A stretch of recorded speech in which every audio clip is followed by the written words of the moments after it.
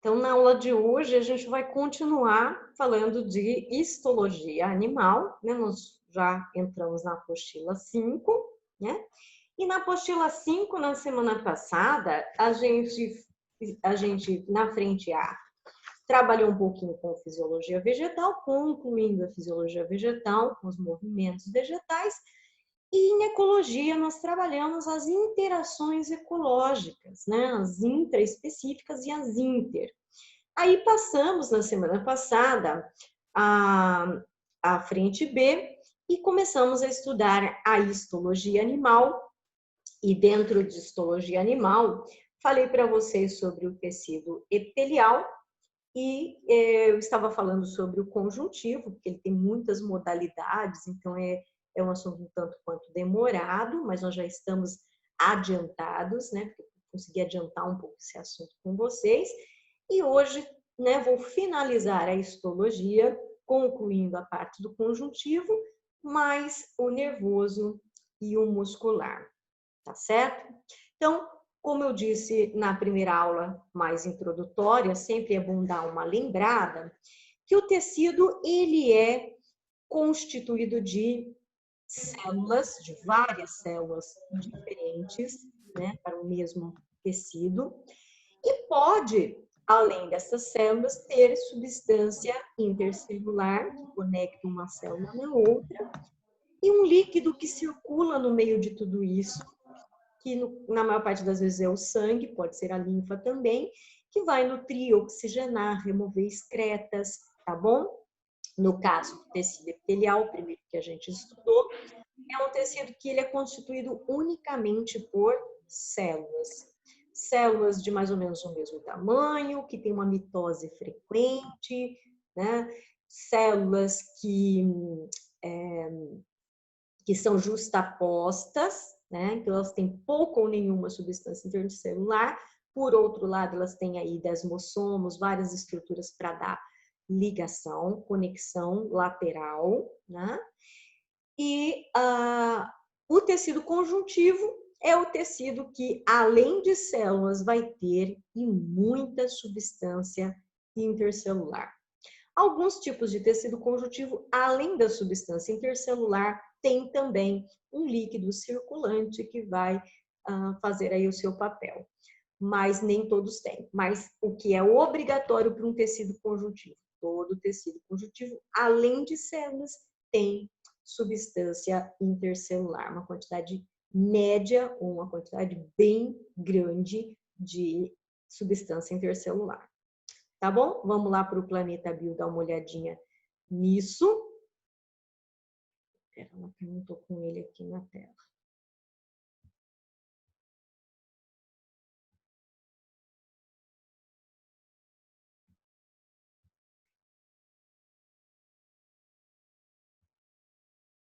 Pronto, agora sim. A apostila de vocês, esse conteúdo está na página 17, mas aí ele traz uma tabela assim uma tabela que é interessante, né, para que, especialmente na hora que você vai estudar para um vestibular, dar uma boa retomada, né, o teu resumo já está aí na tua apostila, mas está muito resumido, né, está extremamente resumido, então tem que fazer alguns acréscimos. Então, eu aconselho que na hora de você estudar, né, que você estude aqui pelo portal Planeta Bio, né, que traz muito mais informação, mas na hora de você fazer aquela última revisão para antes do vestibular, aí sim, este quadro aqui da página 17 está perfeito, tá bom? Então, vamos falar de tecido conjuntivo, né? Nós podemos dividi-los basicamente em dois grandes grupos. O tecido conjuntivo propriamente dito, que é assim chamado porque sua única função é a conexão entre outros tecidos, só isso. E os tecidos conjuntivos especiais, que são aqueles que, além de conectar tecidos entre si, fazem coisas a mais, tá? Entre os tecidos conjuntivos propriamente dito, nós temos ainda uma subdivisão entre frouxo e denso. O que caracteriza cada um? O frouxo é aquele que tem uma quantidade média de substância intercelular. E o denso, até fazendo jus ao nome, ele tem uma quantidade grande de substância intercelular. Por isso que ele vai ser denso.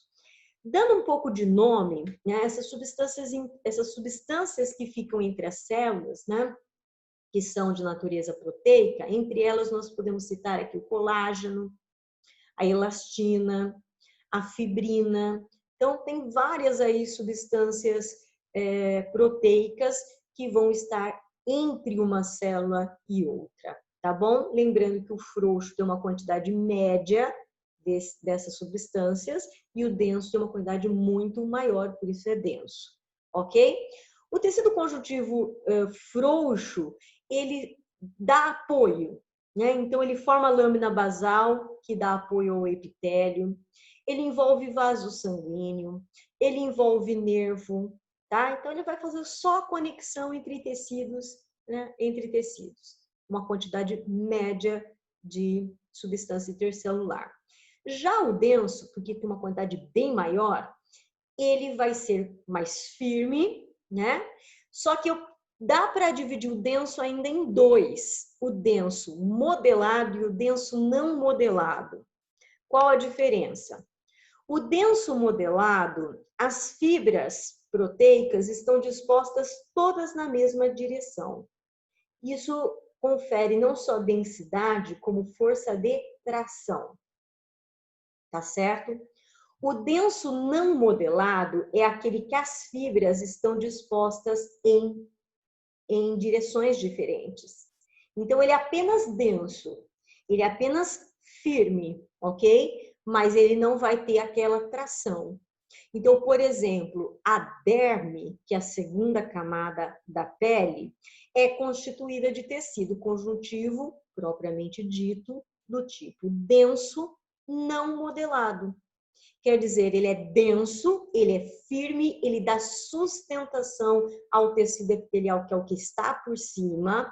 Aliás, quanto mais denso ele for, quanto mais colágeno ele for, isso repercute lá em cima na superfície, quer dizer, aquela pele lisinha, sem rugas. Então, quando começa a aparecer ruga, é sinal de que a derme, o tecido conjuntivo denso, já não está mais assim tão denso quanto deveria, né? Então, ele está tendendo para o frouxo, né? Então, aí, o que acontece? O epitélio não é sustentado direito e aí fica as rugas, aparecem as rugas. Por isso tem muita gente que usa creme anti-idade, que tem bastante colágeno, repõe colágeno, toma cápsula de colágeno, come ovo que nem sei lá o que, clara de ovo, porque tem muita albumina que o nosso corpo converte em colágeno, gelatina aos montes, né? A pessoa sabe que tem colágeno, corre comer para tentar manter a qualidade da pele com o aparecimento de menos rugas. Mas você retarda o processo, não evita o processo, né? Então, o envelhecimento é algo natural da vida, vai chegar para todo mundo esse momento, tá bom?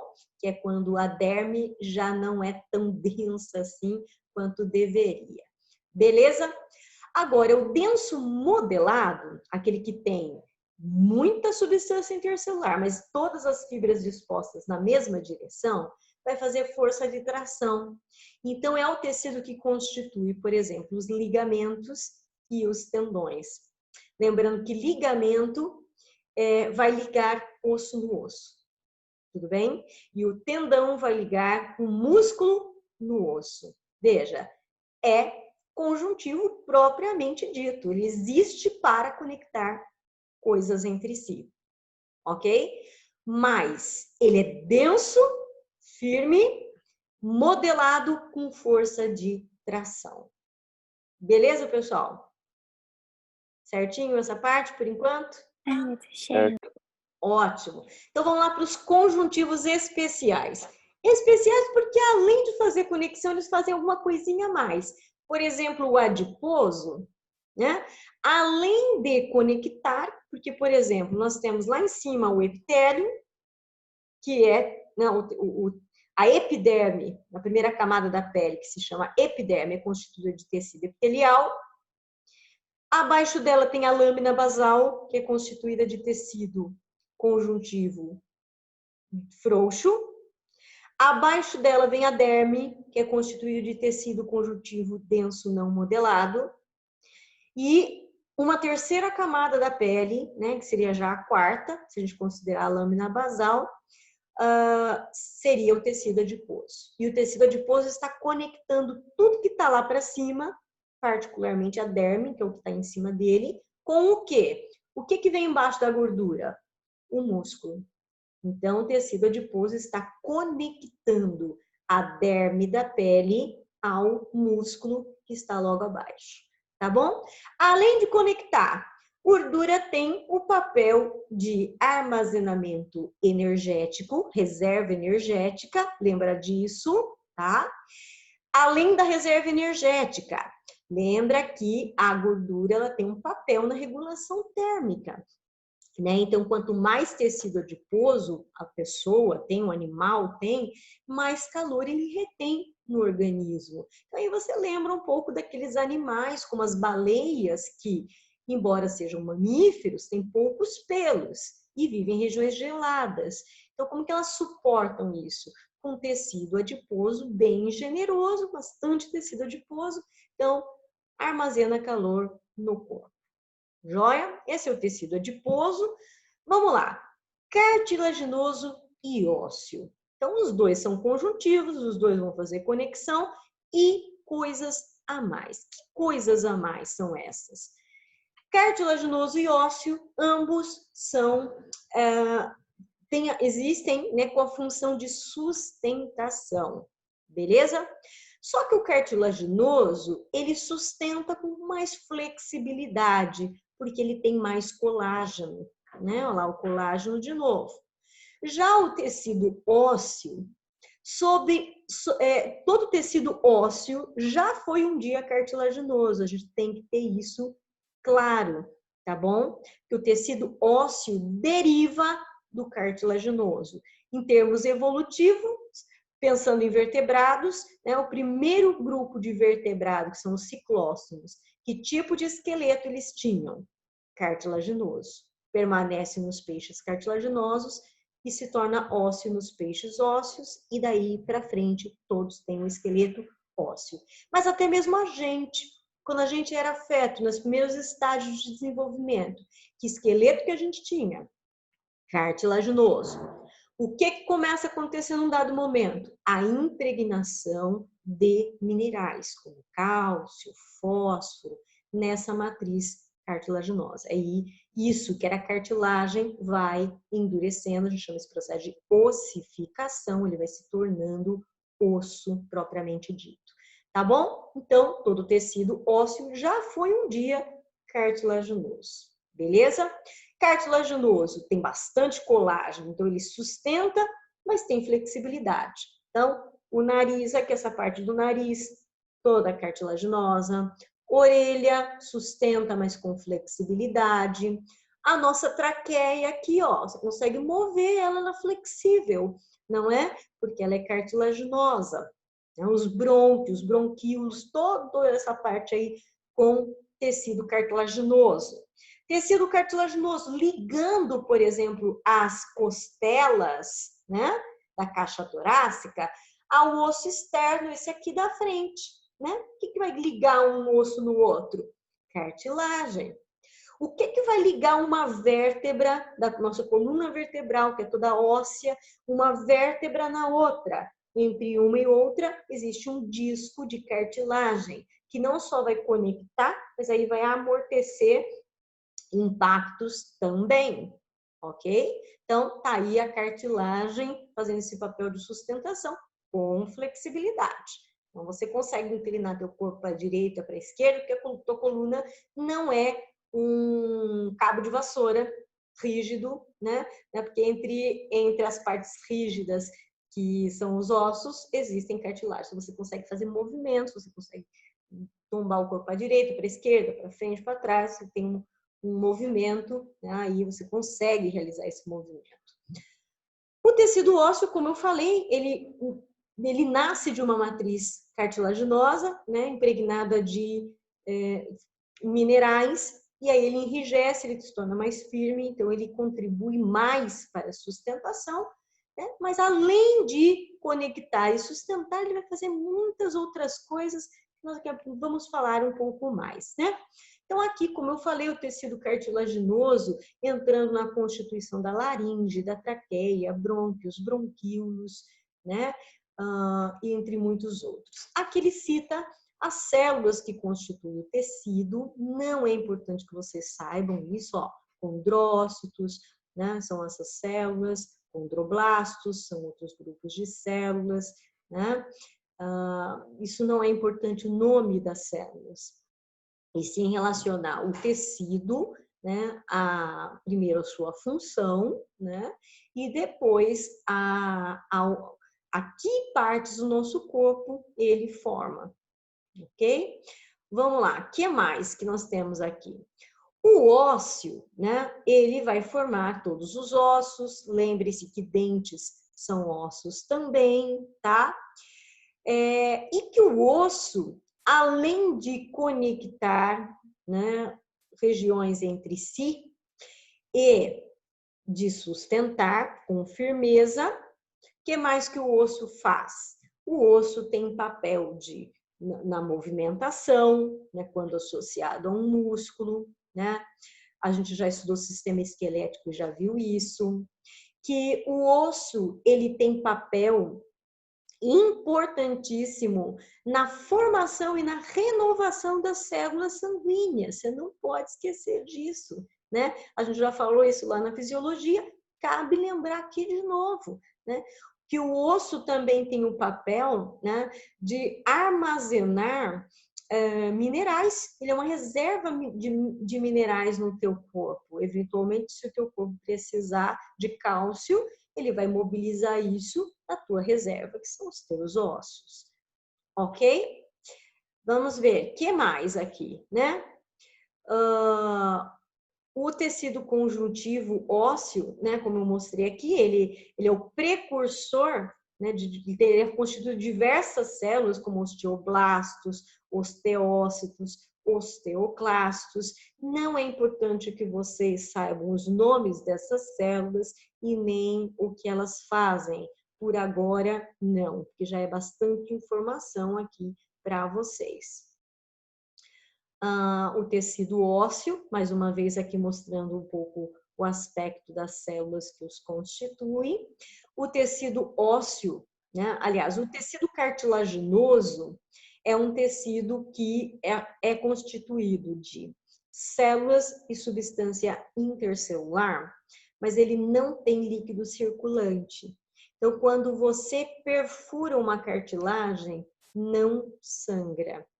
Tá? Aí você vai dizer, ai, mas eu fui furar minha orelha e sangrou. Pois é, porque a tua orelha ela é constituída de tecido cartilaginoso, mas ela é um órgão, então ela não tem só esse tecido. Ali tem outros tecidos. Então sangrou por causa dos outros tecidos, não por causa da cartilagem. Tá bom? Então cartilagem não tem vascularização. Mas o tecido ósseo tem. Tem vascularização e tem inervação.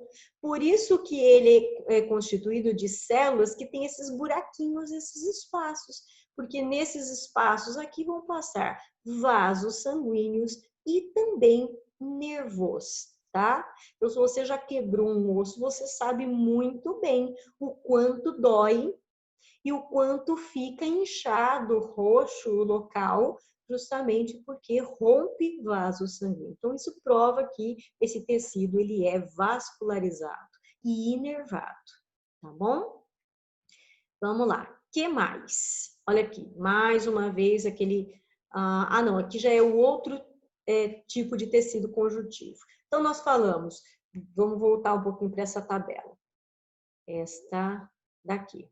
Então, já falamos do conjuntivo adiposo, do conjuntivo cartilaginoso, do conjuntivo ósseo. Então, o último que falta é o conjuntivo hematopoético ou hematocitopoético, é o mesmo, né, o tecido sanguíneo, que é derivado do ósseo, veja, né? O cartilaginoso, né, gera o ósseo e o ósseo gera esse outro aqui. Que além de ser conjuntivo, né, não há dúvida, o sangue conecta o corpo, né, com todas as partes do corpo, então com certeza ele é muito conjuntivo, né? Mas fora isso, ele tem outros papéis que tem relação com os tipos de célula que os constituem. Então, transporte de gases, defesa imunológica, coagulação sanguínea, né? Então, esses são os outros papéis desse tecido conjuntivo, que aí a gente vai falar um pouco aqui. Vamos voltar aqui. Então, esse tecido sanguíneo ou hematopoético, né? Ele é constituído de líquidos, né? Essa parte líquida se chama plasma, né?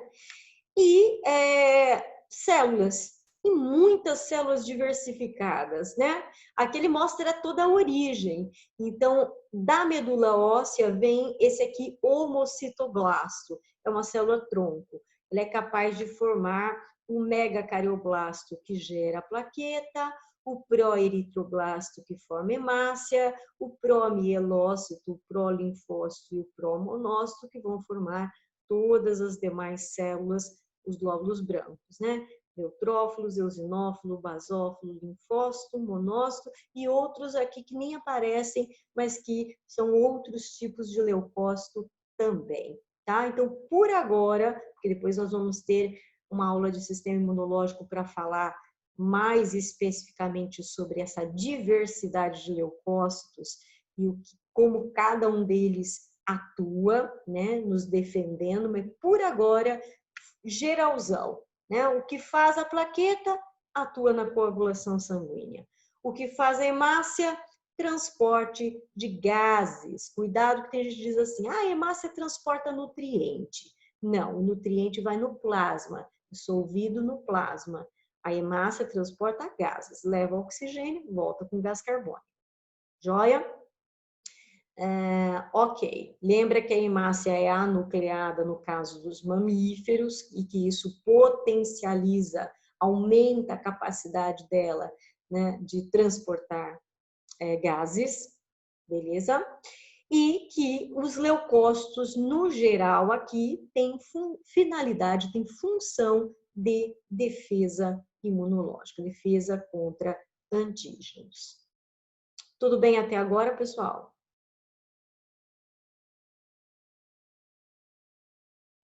Sim, Sheila. Sim, Sheila. Outra coisa que também interessante para falar, que qualquer um desses tipos aqui, né, de elementos que constituem o sangue, a gente tem um número médio deles, né? Então tem um certo número estimado que seria dito a quantidade normal, né, desses elementos. Porém, o que acontece? Esses elementos podem variar para mais ou para menos. E a variação na quantidade pode indicar o que está acontecendo com você. Né? Então, por exemplo, se a quantidade de plaquetas estiver aumentada, é sinal de que o teu corpo está trabalhando em cicatrização. Você está com algum ferimento. Vamos supor, você fez uma cirurgia, você está num momento pós-cirúrgico e o teu corpo ele está se recompondo. Então, o número de plaquetas aumenta. Se você coletar sangue, fazer uma análise, vai dar mais plaquetas do que o esperado, tá? Então, você está num momento específico da tua vida, ok? O que pode acontecer o contrário também.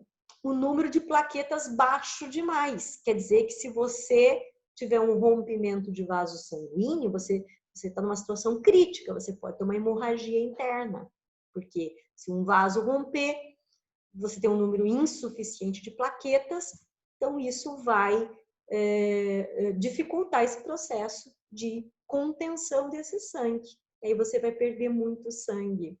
E nessa hora sempre é bom fazer um link, uma pontezinha, uma ligação lá com a dengue, não é? Que sempre vira e mexe aparece por aí, né? Nas questões. que é uma doença viral muito comum aqui no Brasil, transmitida por mosquito muito comum nas residências, não é assim? E este vírus, entre outras coisas, fragiliza esse processo de coagulação, leva a uma redução drástica do número de plaquetas. Então, por que a pessoa que tem dengue corre risco de vida? Não é nem tanto por causa do vírus, porque por causa que o vírus está detonando tuas células, mas é porque ele fragilizou o teu sistema de coagulação.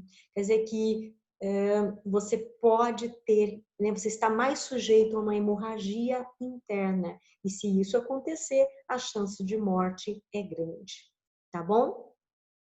Legal, vamos lá. E as hemácias? As hemácias também podem variar em número, não é? E isso aqui interessante, está bem relacionado à região geográfica que você mora. Então, pessoas que vivem no litoral, naturalmente vão ter menos hemácias, não é? Porque no litoral, aí tem uma questão de pressão, né? No litoral tem mais pressão, então nós temos mais pressão atmosférica, a pressão atmosférica é maior pelo fato de estar ao nível do mar. Então, ali tem mais oxigênio, né? O ar não está tão rarefeito, tem mais oxigênio disponível. Então, a pessoa não precisa ter, assim, tantas hemácias para transportar o oxigênio. Pode ter um número um pouco menor.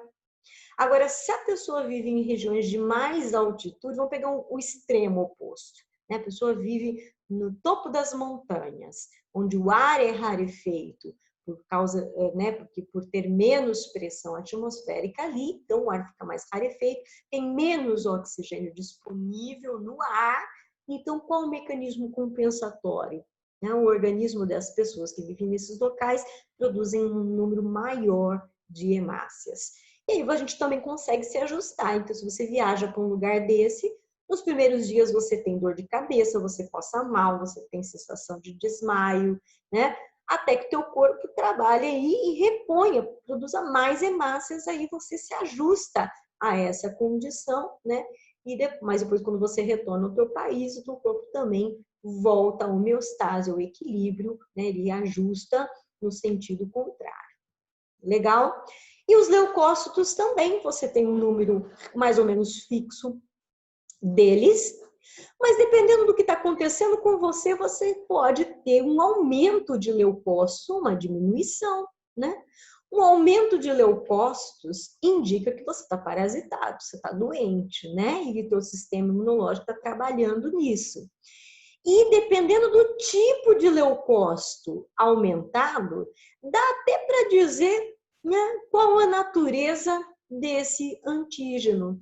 Por exemplo, se você tem um número elevado de eosinófilos, né, quem avalia isso lá por trás, o biólogo que vai analisar, o biomédico que vai analisar isso aqui, ou o médico que vai pegar o teu exame e vai olhar isso, ele vai falar assim, eosinófilo mais do que o normal, das duas uma. Ou essa pessoa está num quadro alérgico, porque a alergia está diretamente relacionada ao número aumentado de eosinófilos, ou essa pessoa está com verme, né? Então, claro que daí tem que fazer uma sondagem para descobrir o que é, mas você já exclui as outras possibilidades, certo?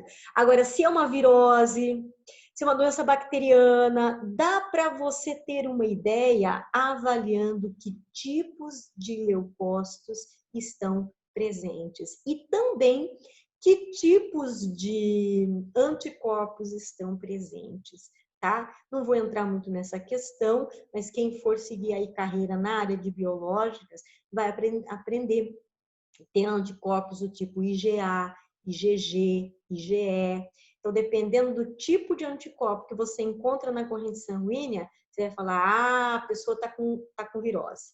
A pessoa está com... Né? Você consegue saber quem é o agente, chegar mais perto de quem é o agente que está causando a doença. Se for você descobrir que é uma bactéria, Então, vamos entrar com antibiótico. Se descobrir que é viral, aí antibiótico não funciona. Antibiótico não é a vez dele agora. Oi, Entende? Sheila, isso serve até pro coronavírus, né? Isso! Tem um exame lá que você faz que é, como é que é? HM? Não.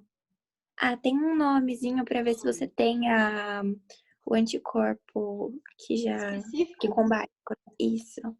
É sinal de que você já pegou, né? Sim. E que talvez esteja doente ou talvez já seja imune a ele. Mas você vai avaliar pelo número de anticorpos. Por quê, gente? Quem está com vírus, você não vai procurar vírus. Esquece. O vírus é um negócio muito pequeno. Então, a pessoa está com AIDS. Você quer fazer um diagnóstico, você quer descobrir se ela está ou não com AIDS. Você não vai procurar o vírus. Você vai procurar se a pessoa tem anticorpos anti-HIV. E se ela tiver, é porque ela está com AIDS, né? Ou já teve. No caso da AIDS comum tem cura, então ela está com AIDS. Agora, se você vai lá, vamos dizer, você pode encontrar o Trypanosoma cruzi na pessoa e aí você vai dizer, a pessoa está com doença de Chagas, né? Porque aí protozoário você vê, né? Com o microscópio você vê, é maior, bem maior do que um vírus. Mas se você fizer um exame de sangue, né? Você vai ver lá tem anticorpos anti-tripanosoma. Epa! Das duas, uma. Essa pessoa já teve Chagas ou ela está com Chagas. Entende? Então, pelos anticorpos, você já encontra a causa da doença. Então, para quem vai seguir a área aí de biomédicas, né? Biomedicina ou medicina, outras áreas correlatas, enfermagem, né? Farmácia, vai estudar com mais detalhes isso daí depois, tá? Vamos lá, mais um pouquinho aqui, olha. O plasma, que é a parte mais abundante do sangue, né? É aquele que vai ter água, aquilo que a gente chama de nutrientes, né? Os íons, glicose, proteína, vitamina, hormônio, excreta, calor. Não se esqueçam, o calor é transportado pelo plasma sanguíneo de um canto para outro, né? Então, quando você sente certa região do seu corpo esquentar, você fez atividade física, o rosto começa a ficar vermelho, é sinal de que tem mais sangue passando ali, por isso fica mais quente, né? Tudo bem? Os elementos figurados aqui, hemácias, leucócitos e plaquetas, dá uma ideia em quantidade, o que mais tem no nosso sangue? Hemácia. A hemácia lidera, né? Então, enquanto leucócito vai na casa dos 1000 e plaquetas vai na casa dos 1000, hemácias está na casa dos milhões. Por isso que em 1 milímetro cúbico de sangue, né, bem pouquinho assim, o que você mais vai encontrar? Hemácia, glóbulo vermelho. Por isso que o sangue é vermelho. Porque o que mais tem no sangue é hemácia. Tá certo? Em 1 milímetro cúbico, tá? Então, tem plasma, tem tudo isso aqui, mas o número de hemácias supera qualquer outro elemento aqui. Joia! Aqui, falando das funções, relacionando as funções de cada grupo celular aqui, então, isso nós já falei para vocês, né? Já trabalhamos. Os tipos de leucócitos, né? Então, tem aqueles que cada grupo está relacionado a uma parte da imunidade, então, quando a gente for falar de sistema imunológico, vai ser nossa próxima aula, então, ainda hoje. Aí nós vamos retomar isso aqui, ó. Então, cada grupo de leucócito, a que função ele pertence. Então, basicamente, estes aqui todos são do grupo dos fagócitos. São leucócitos que vão matar o antígeno fagocitando. Eles vão englobar esse antígeno e depois lá dentro, com enzimas, vão digerir esse antígeno, tá certo? Já o linfócito vai atuar de forma diferente. Ou ele é apresentador de antígeno, ou ele é sintetizador de anticorpos. Então, os linfócitos B produzem anticorpos e células de memória, já os linfócitos T já são apresentadores de antígeno, mas isso nós vamos trabalhar melhor na próxima aula, que é de imunologia, tá? Ok, aqui diapedese, só para dizer o quê? Que as células do sangue, aliás, as células não, né? Os leucócitos, especificamente, eles têm a capacidade de atravessar o capilar. Gente, que louco que é isso, hein? Porque a hemácia não sai daqui de dentro, a plaqueta não sai daqui de dentro, a menos que você arrebente o capilar, né? Mas o leucócito sai, ele entra e sai do capilar, ele consegue fazer isso. E por quê? Porque muitas vezes o antígeno não está no sangue, o antígeno está nos tecidos adjacentes. Então, ele vai ter que sair daqui, ele vai ter que ir lá, ele vai ter que ir ao encontro do antígeno. Aí, ó, ele nasceu como um monócito, mudou para macrófago, fagocitou, apresentou antígeno para o linfócito T, o linfócito T contou para o B quem é que é o antígeno, o linfócito B fez plasmócito, que gerou anticorpo, né? E também células de memória, né? E o linfócito T, CD4, né? Ele contou para o TCD8 quem é o antígeno, para que o TCD8 é aquele que vai direto na célula e que mata a célula inteira com antígeno e tudo, né? Então é um natural killer, NK, linfócito NK ou TCD8, ele vai matar a célula com antígeno dentro. Então, cada um aqui com a sua função, com o seu papel. Aqui, eu sei que é um negócio chato, mas não tem muito como escapar disso, né, pessoal? Que é o esquema de coagulação. Então, como é que trabalha uma plaqueta? Tá? Então, essa via aqui, metabólica, o passo a passo, a gente chama isso de cascata, porque é uma sucessão de eventos. Então, essa cascata de coagulação você tem que saber. Então, o que acontece? Vamos lá. Na tua corrente sanguínea, você tem a plaqueta. A plaqueta tá lá de boa, sem fazer nada, tá? Aliás, sem fazer nada, até que ocorra um sangramento, né? Então, por enquanto, ela tá de boa aqui. Quando ocorre uma perturbação, um sangramento, a plaqueta libera essa substância chamada tromboplastina. E o que ela faz? Ela vai atuar como uma enzima, convertendo a protrombina, que é uma proteína que já estava no teu sangue, tá certo? Então, essa enzima tromboplastina vai converter a protrombina em trombina. A trombina vai atuar como enzima, convertendo esta proteína que também já estava no teu sangue, que é o fibrinogênio, em fibrina, que é essa proteína aqui, que vai formar a casquinha do machucado. Então, vamos falar de novo, mas de uma forma um pouco diferente. O que você já tem no teu sangue? No teu sangue você já tem a protrombina e o fibrinogênio, são dois tipos de proteína. E também tem lá no teu sangue a plaqueta. Joia? Teve um sangramento. A plaqueta gera tromboplastina, que vai mandar a protrombina virar trombina. A trombina atua como uma enzima que converte o fibrinogênio que já estava lá em fibrina. Beleza, coagulou. Tá? Então, tem que saber esse esqueminha aqui.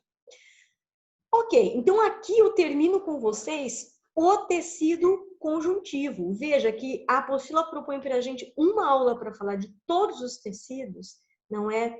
Mas tem muita coisa para falar, né? E não tem como deixar de falar algumas coisas, né, para vocês. Então, acaba que a gente demora um pouco mais. Os outros tecidos são mais fáceis, né? Tem menos informação, então a gente consegue caminhar mais rápido com eles. Então, falta o tecido muscular e o nervoso. Vamos rapidinho aqui no muscular. O tecido muscular, ele tem como finalidade a movimentação. Uma vez que ele tem capacidade de contrair e relaxar, então ele está relacionado a movimentos. A locomoção, a expressão facial, batimento cardíaco, movimentação dos órgãos internos, como esôfago, estômago, intestino, movimento peristáltico, né? A bexiga urinária que incha e depois, né, comprime para liberar a urina. Enfim, a gente tem muita musculatura no nosso corpo. E esse tecido muscular, ele é subdividido em estriado esquelético, estriado cardíaco e liso ou não estriado. Ok? Vamos lá. O tecido estriado esquelético, ele tem, né? Ele é estriado, ele tem essas estrias, essas fibras transversais aqui, né? Essas estrias transversais. Cada célula, né, apresenta mais de um núcleo. Então, as células são polinucleadas. Então, se você vê uma imagem e vê que uma célula tem vários núcleos, você já sabe que se trata desse daqui, tá bom? O desenho aqui não tá muito mostrando isso, mas é assim, tá? Não tá assim, porque tá vendo, olha, isso daqui tudo é uma célula muscular, é uma fibra muscular. Fibra muscular e célula muscular é a mesma coisa. Então, isso é uma célula, essa aqui é outra e essa é outra. Então, são 3 células musculares, uma em cima da outra. Agora, veja que essa primeira tem 1, 2, 3, 4 núcleos. Então, dá para ver que ela é polinucleada, tá bom? A outra tem 1, 2, 3 núcleos. Essa aqui tem 1, 2, 3, 4 núcleos, mais ou menos. Não dá para ver, às vezes não dá para saber direito se é da de cima, da de baixo. Mas, enfim, cada célula tem mais de um núcleo. Tudo bem? Outra coisa importante, o padrão de contração desse tecido é voluntário, ele obedece ao sistema nervoso somático, a divisão somática, periférica somática, ok? Já estudamos sistema nervoso, então dá para falar disso. E ele é chamado esquelético porque ele está em associação com ossos, tá? Então, se a língua, por exemplo, ela tem um movimento voluntário, né, saiba que ela é tecido muscular estriado esquelético e que ela está associada, então, aos ossos dessa região. Beleza, o tecido muscular estriado cardíaco e o muscular liso, eu falo depois na próxima aula, porque já deu o nosso tempo, né? Tô vendo aqui já é 8h40. Tá certo? Então, daqui a pouco a gente volta para finalizar o sistema, a histologia e entrar em sistema imunológico. Tchau, tchau. Até daqui Beleza. a pouco. Tchau, Sheila. Até daqui a pouco.